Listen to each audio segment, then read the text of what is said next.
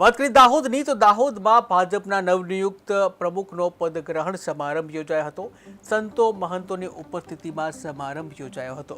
ત્યારે વૈદિક મંત્રોચ્ચાર સાથે પ્રમુખે પદગ્રહણ કર્યું હતું।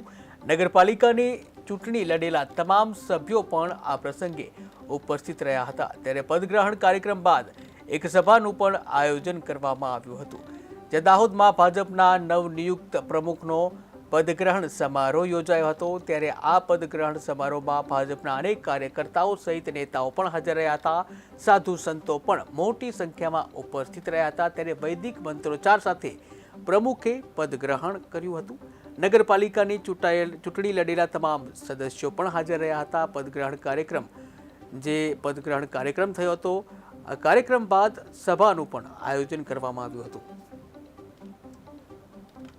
જિલ્લાના માન્ય સંતો મહંતો, દાહોદ જિલ્લાનું ભાજપનું શીર્ષક નેતૃત્વ માન્ય જસવંતસિંહ ભાભોર સાહેબ, માન્ય કુબેરભાઈ ડિંડોર, આપણા પ્રભારી મંત્રી શ્રી માન્ય બચુભાઈ ખાબડ, માન્ય શંકરભાઈ આમલિયાર અને આખી દાહોદ જિલ્લાની ટીમની સાથે ભેગા રહી અને આજે પદગ્રહણનો કાર્યક્રમ જે હતો, તો આજે મને અહીંયા ભારતીય જનતા પાર્ટીના પ્રમુખ તરીકેનું જે પદ ગ્રહણ કરાયું છે, તો હવેથી હું સંપૂર્ણ 24/7/365 દિવસ સંપૂર્ણપણે ભારતીય જનતા પાર્ટીને મજબૂત કરવા માટે સંગઠનના કાર્યમાં લાગી જઈશ।